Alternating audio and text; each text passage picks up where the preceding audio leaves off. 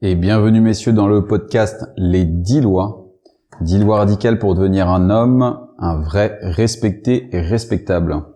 Aujourd'hui, dans ce premier épisode d'introduction à ces 10 lois, je vais finalement prendre le temps de me présenter pour essayer de vous dépeindre une personnalité un peu qui va peut-être mieux vous parler pour la suite de ces épisodes.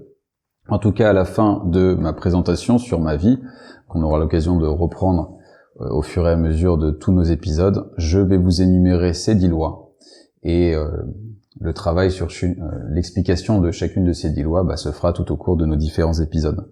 L'objectif de ces 10 lois, c'est de faire de vous maintenant des hommes solides. Et vous allez voir qu'en fait, par ces 10 lois, vous allez ça prend en fait énormément le contre-pied de tout ce qu'on nous vend.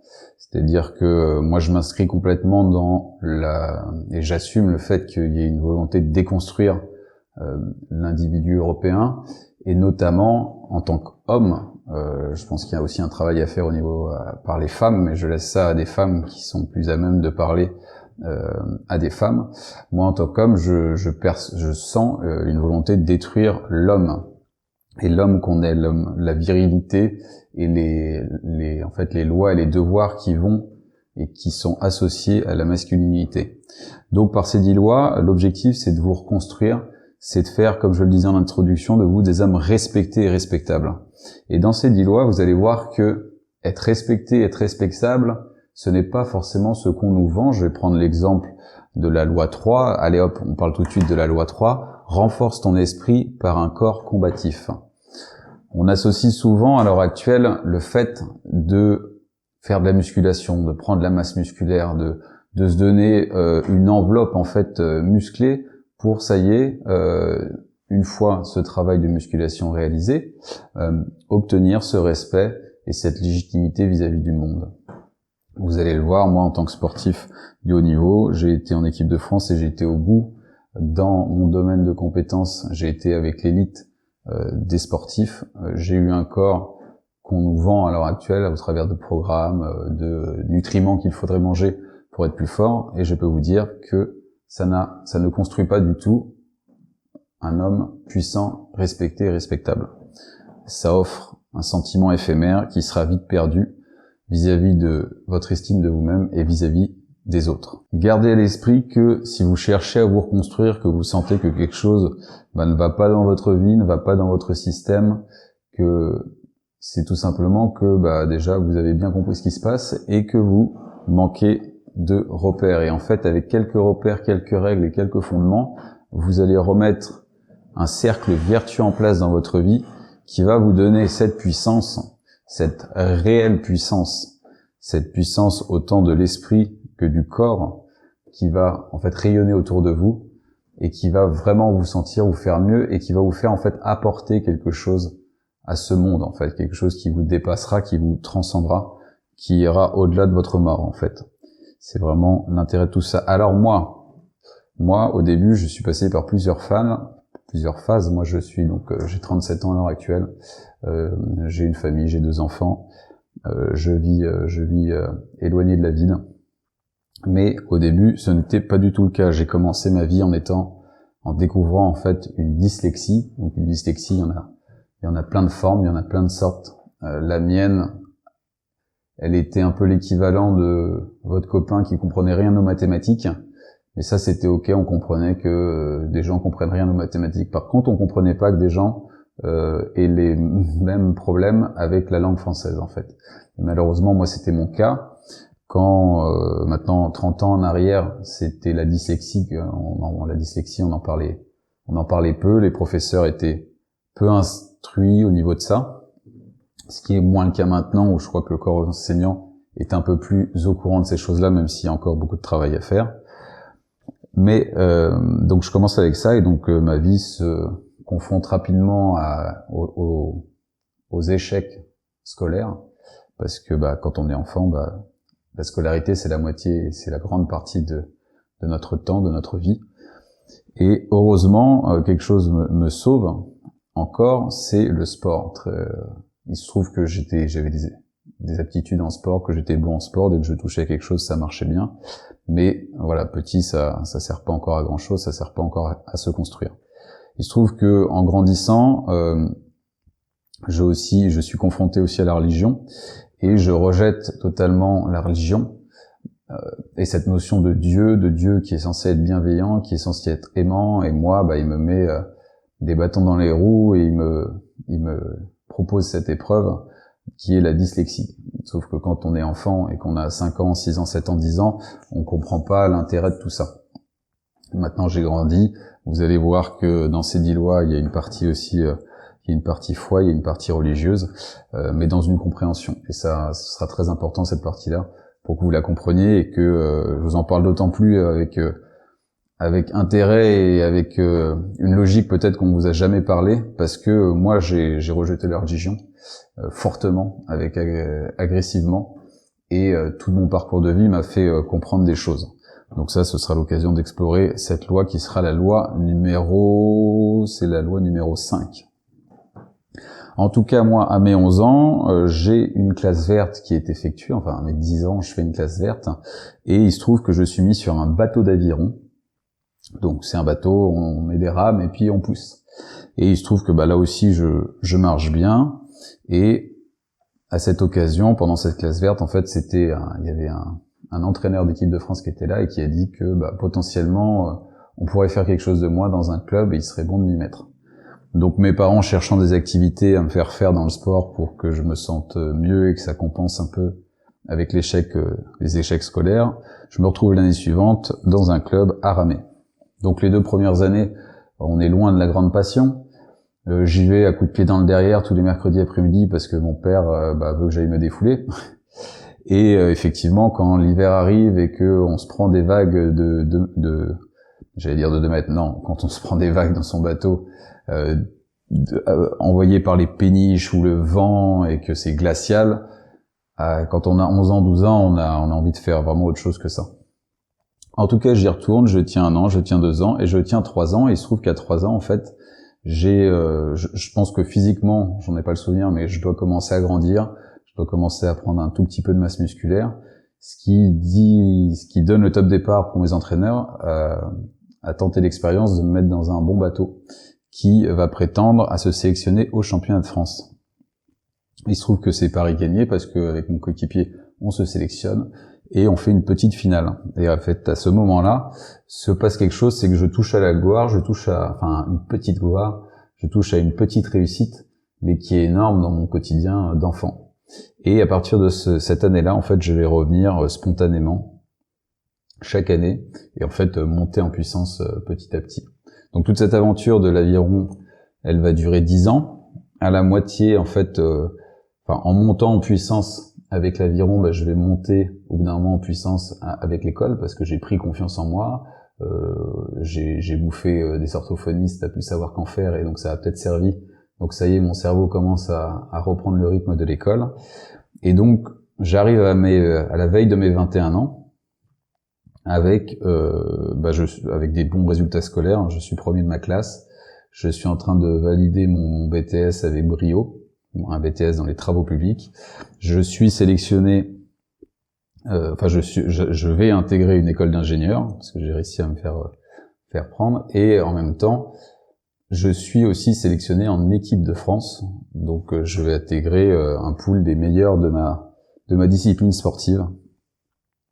Et en fait, pendant toute cette année-là, ces années de travail, et ces années de travail notamment dans le sport, j'obtiens en fait une gloire parce que Arthur, dyslexique, il arrive à être premier de sa classe et à tout valider au niveau scolaire, donc au niveau familial, c'est prestigieux. Au niveau de mes amis qui me suivent depuis longtemps, c'est prestigieux. Je suis aussi sélectionné en équipe de France dans notre société où le sport est vu comme une valeur incroyable et spectaculaire et méritante. Donc, j'obtiens tout ça, sauf que moi, je commence à me dire, mais tiens, j'ai validé toutes ces choses que les gens attendaient de moi, mais finalement, Arthur Sonnet, qu'est-ce qu'il attendait de lui-même? Qu'est-ce qu'il veut, Arthur? Qu'est-ce qu'il veut faire? Et en fait, va naître beaucoup de réflexions là-dessus et beaucoup de non-réponses et d'incompréhension sur finalement qu'est-ce que j'ai fait et à quoi ça m'a servi et vers quoi je veux aller. Au début, ça va être inconscient. Mais petit à petit, ça va se matérialiser de façon consciente. Donc, quand je suis sélectionné en équipe de France, malgré toute la bonne volonté que j'ai mis à ne pas être sélectionné, ce qu'il faut comprendre, c'est que moi, au niveau de la sélection, j'ai sabordé ma première compétition pour être mis en fond de classement et être sûr de ne pas être recruté et être sûr de ne pas avoir à faire tous les stages d'équipe de France, toutes ces choses-là. Parce que mon corps, vous sentez, mon esprit, mon âme, vous sentez qu'il voulait faire autre chose et que c'était top, que c'était allé trop loin en fait ce sport. Mais on y reviendra hein, sur le sport, là je passe rapidement, mais donc c'était allé trop loin. Malheureusement, je ne sais pas comment. Est-ce que ce sont mes entraîneurs, est-ce que ce sont mon club qui ont fait des pieds et des mains, est-ce que c'est mes bons résultats de toute l'année et qui ont fait que les gens m'ont repêché, ont mis ça sur c'est une erreur de parcours, mais globalement le type est bon, donc on le garde. Mais j'ai quand même été sélectionné. Donc je fais tout en fait moi pour, durant ma scolarité, éviter les différents stages d'entraînement. Je suis aussi scout à l'heure actuelle, à cette époque-là, je suis chef scout, donc j'ai des responsabilités vis-à-vis des jeunes.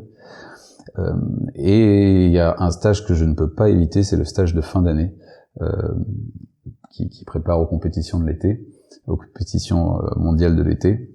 Mais finalement, au bout de 3 jours, j'assume ce rejet de cette vie et que je veux passer à autre chose, donc je quitte l'équipe de France.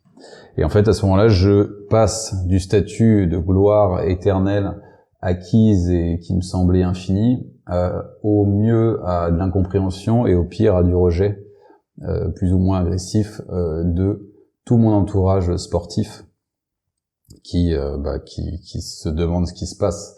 Ce qu'il faut comprendre dans le sport, c'est qu'il y a des gens qui n'arriveront jamais à atteindre ces sommets, mais qui rêvent de vivre ces sommets et donc qui vivent par procuration. Et donc, quand l'être qui est l'objet de leur procuration décide de passer à autre chose, ils comprennent pas. Ils comprennent pas qu'on puisse rejeter ce que eux désirent tant.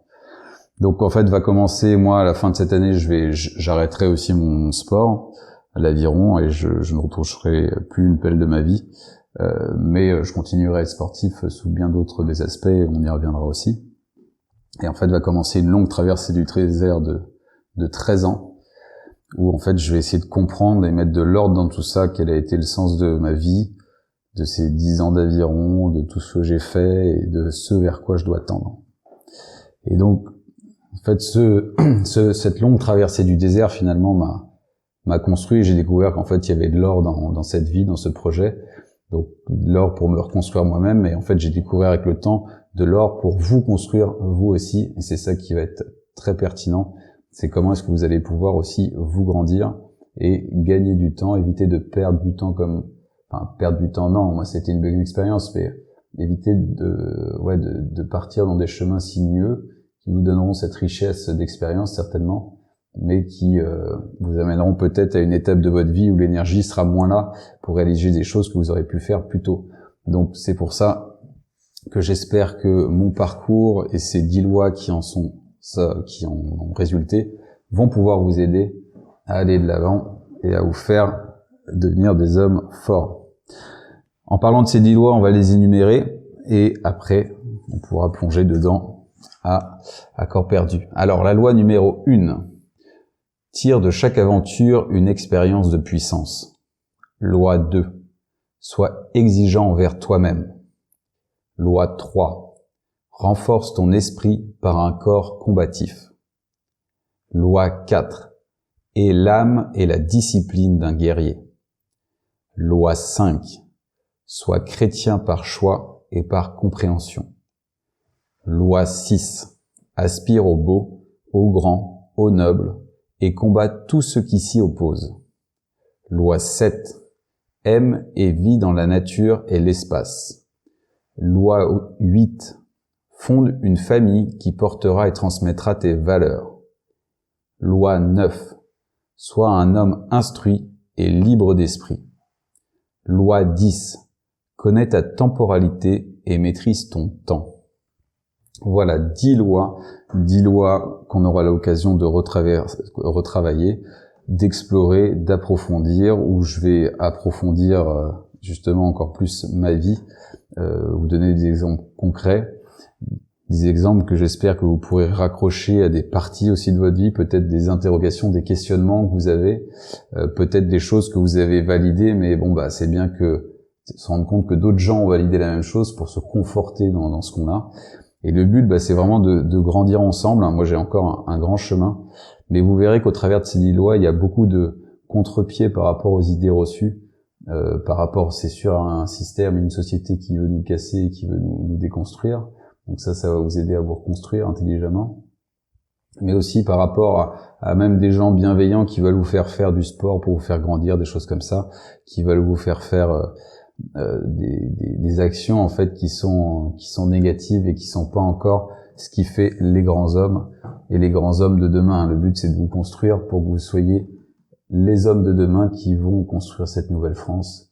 Le but, c'est de se créer une communauté d'hommes bien câblés, bien formés et qui peuvent agir de façon cohérente dans le même sens. Donc j'espère que cette idée et ces lois font déjà écho en vous, font déjà appel à quelque chose et que vous donnerez la chance de continuer un peu à avancer dans les prochains épisodes. En tout cas, je vous y attends pour l'épisode numéro 2 la semaine prochaine. Vous pouvez me suivre sur les réseaux sociaux, Facebook, Instagram, Twitter. Vous tapez soit mon nom, Arthur Sonnet, soit vous tapez les 10 lois et vous trouverez mes chaînes. Vous pouvez trouver aussi mon site internet avec plein d'infos en direct. Là, pour ça, vous tapez les-10-lois.fr et loi, c'est au pluriel, donc vous mettez un S. Dans les autres, vous me retrouvez sur vos podcasts, sur vos plateformes de podcasts préférées. Et normalement, j'y suis. Voilà, je vous attends à la semaine prochaine. Au revoir, messieurs.